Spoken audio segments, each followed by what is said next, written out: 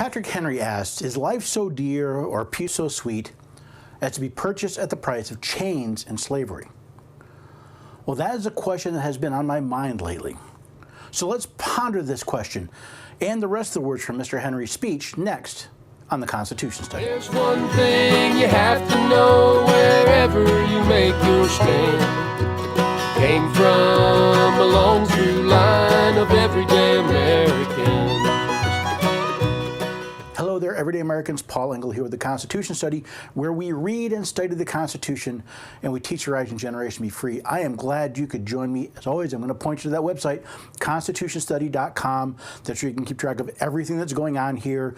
You can see my articles, watch my videos. You can sign up for the newsletter, get monthly updates. You can even check the box on the newsletter to get these articles and these videos delivered directly to your inbox as soon as I release them.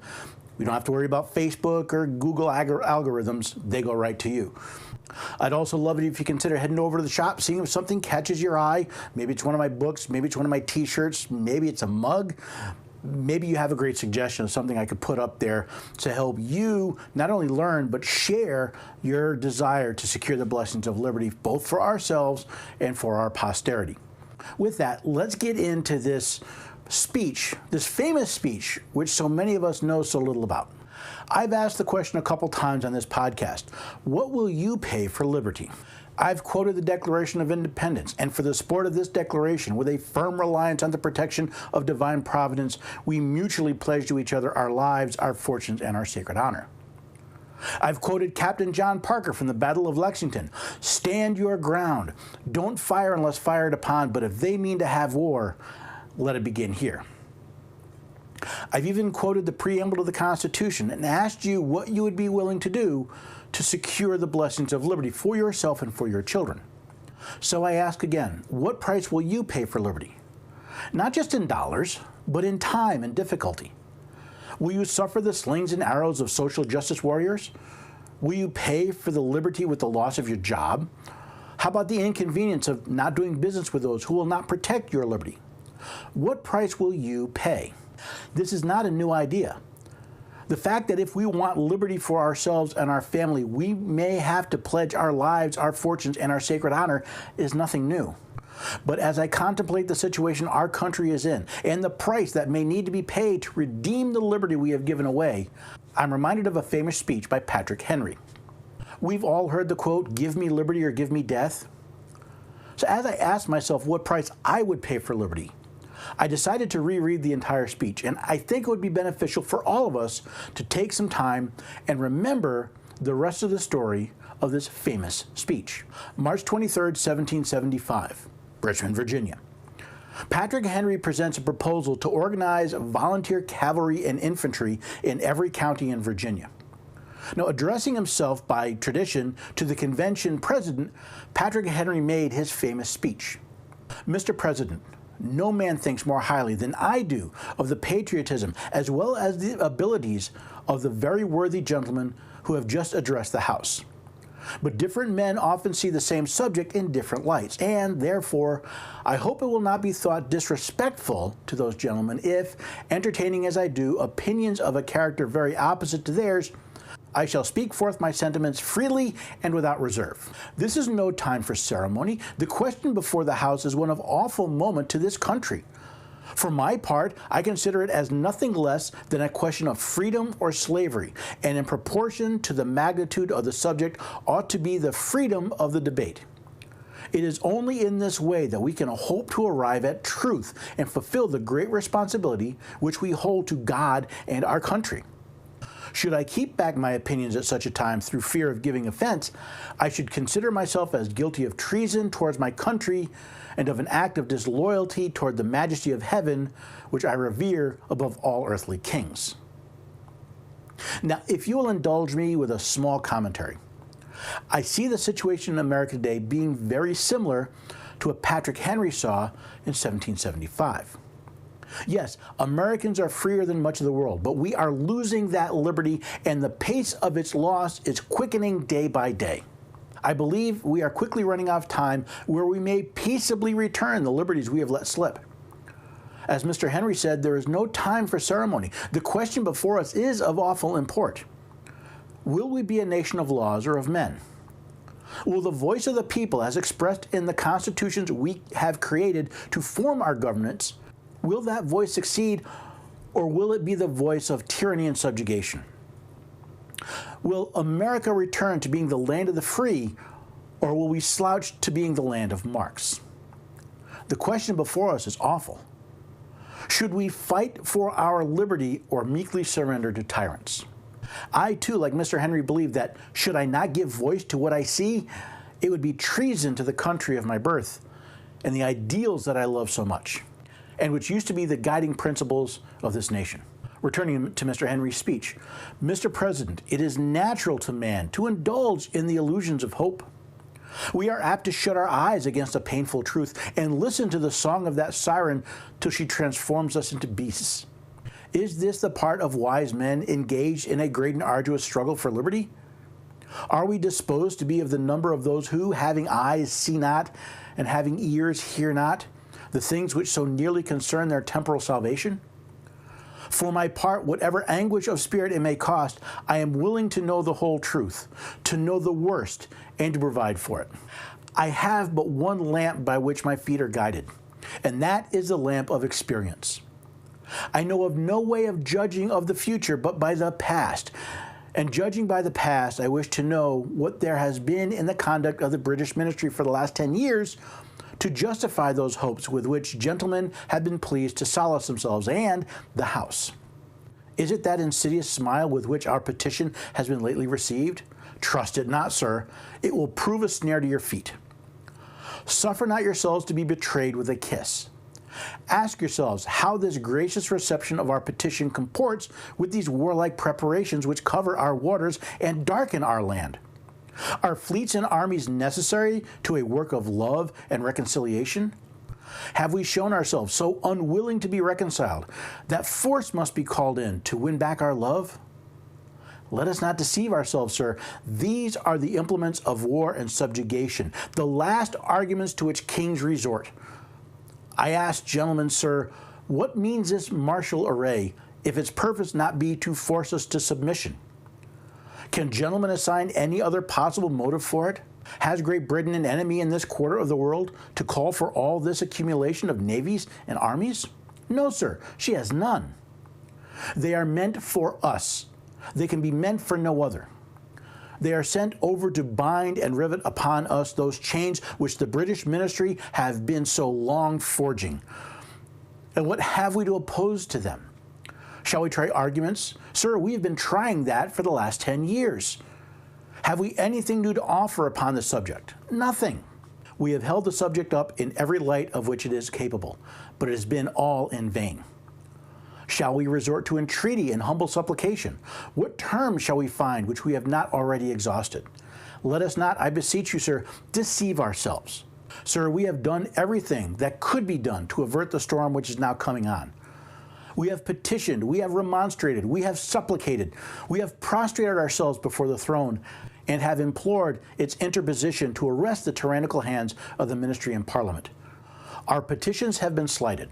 Our remonstrances have produced additional violence and insult. Our supplications have been disregarded, and we have been spurned with contempt from the foot of the throne. In vain after these things may we indulge the fond hope of peace and reconciliation. There is no longer any room for hope. If we wish to be free, if we mean to preserve inviolate those inestimable privileges for which we have been so long contending, if we mean not basely to abandon the noble struggle in which we have been so long engaged, and which we have pledged ourselves never to abandon until the glorious object of our contest shall be obtained, we must fight. I repeat it, sir, we must fight. An appeal to arms and to the God of hosts is all that is left to us. If I may interrupt again, look at the state of America today. Governments at all levels have usurped the powers of the people, abandoned their founding documents, and pushed aside the restrictions put on them. Legislatures pass illegal laws. Executives issue orders contrary to both the law and the will of the people. Courts have assumed the power to rule over us, and the American people do little, if anything, to stop it. Look at the Marxist insurgents running free through many of our cities. They rob and loot, destroying our homes, our businesses, and our history, that we may be ignorant of the past and submit to their designs. They seek not only to rob us of the lamp to guide our feet, but the tools to protect ourselves. The lamp of history has shown that any future under their rule will be ugly and cruel. How many times must we watch these Jacobins start with destruction of property only to lead to destruction of our spirits? History and experience shows us what happens to a people who allow them to assume power, and it is a dystopian future filled with cruelty, pain, and in many cases death. What have we done to warrant their rioting? What have these people done to warrant the destructions of their homes? The only thing this could be for is to rule our lives. Continuing with Mr. Henry, they tell us, sir, that we are weak, unable to cope with so formidable an adversary. But when shall we be stronger? Will it be the next week or the next year? Will it be when we are totally disarmed and when a British guard shall be stationed in every house? Shall we gather strength by irresolution and inaction? Shall we acquire the means of effectual resistance by lying supinely on our backs and hugging the delusive phantom of hope until our enemies shall have bound us hand and foot? Sir, we are not weak if we make a proper use of those means which the God of nature hath placed in our power. 3 millions of people armed in the holy cause of liberty and in such a country as that which we possess are invincible by any force which our enemy can send against us. Besides, sir, we shall not fight our battles alone. There is a just God who presides over the destinies of nations and who will raise up friends to fight our battles for us. The battle, sir, is not to the strong alone. It is to the vigilant, the active, the brave. Besides, sir, we have no election. If we were base enough to desire it, it is now too late to retire from the contest. There is no retreat but in submission and slavery. Our chains are forged. Their clanking may be heard on the plains of Boston. The war is inevitable, and let it come. I repeat, sir, let it come. It is in vain, sir, to extenuate the matter. Gentlemen may cry, peace, peace, but there is no peace. The war has actually begun. The next gale that sweeps from the north will bring to our ears the clash of resounding arms. Our brethren are already in the field. Why stand we here idle? What is it that gentlemen wish? What would they have? Is life so dear or peace so sweet as to be purchased at the price of chains and slavery? Forbid it, Almighty God. I know not what course others may take, but as for me, give me liberty or give me death. Those words are powerful. They describe a situation, while in many ways different from today, at principle not that much. Overbearing governments, out-of-control governors, riots on the streets, your life in your own hands. The people who have sworn an oath to protect your rights abandoning you to the ministrations of a mob. We're watching our liberties disappear, and we're sitting back like we're watching some reality TV program. Your rights are under attack, and they have been for decades. The question is there still time before we must take up arms to defend our rights?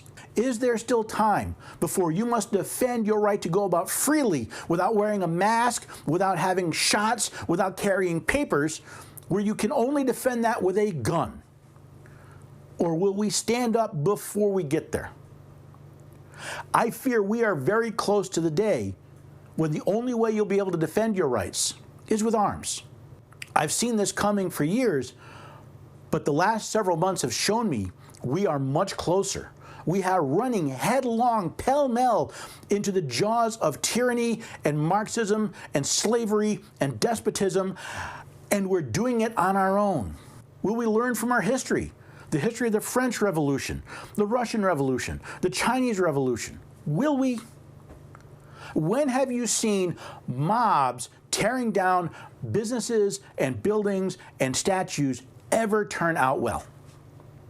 Name it. Yet when we hire people to protect our rights and they sit back and do nothing, will we hire them again? Tell me, will you vote for the man or woman who is ordering you to stay in your home, to close your business, to deprive your family of their rightful liberty to go about their lives? Will you vote for them again? Will you stand up to these tyrants, these Marxists who are trying to take over our country one city at a time? And to those who are letting it happen, will you hire them again? The war is now. It's happening in our cities. What are we doing about it? Will you prepare? If you don't live in one of these cities, will you be ready when it comes to your neighborhood? I'm not simply talking about having guns and barricading yourself. We have time to nip this in the bud, to prevent it from growing, but we must act, and we must start now. If you want liberty, you must do certain things. You must exercise your liberty, even if the government tells you you'll be fined or jailed. You must be willing to open your business, even if the government says they'll shut you down. You must be willing to sue and to petition and stand up to these tyrannical governors and mayors that are telling you you and your business are not essential. If you want liberty, then it's time to stand up and demand it. If not, lie on your back, hold on to your teddy bear that you believe it'll all be better in the end, while the tyrants and the mercenaries trample you and your family. Make a decision, people. Do you want liberty or slavery? Is your peaceful existence worth so much that you'll serve it in chains? Is liberty worth enough for it to be worth you fighting for, even though it may cost you everything? What price will you pay for your liberty and the liberty of your family, your children? Will the American children one day swear and curse us for our unwillingness to defend their inheritance, the liberty that was bought with so much blood and so much pain? Will we simply flush it down the toilet? Or will we rise up and defend it so we can leave it as an inheritance to our children? The decision is yours. Will we be Patrick Henry's? Will we stand up and say, give me liberty or give me death? Or as he describes, will we be the serf huddling in the corner, praying that as the entire world burns around them, they don't come for you? Hopefully this message touched your heart, and I will see you again the next time on the Constitution Study. There's one thing you have to know wherever you make your stand. Came from a long through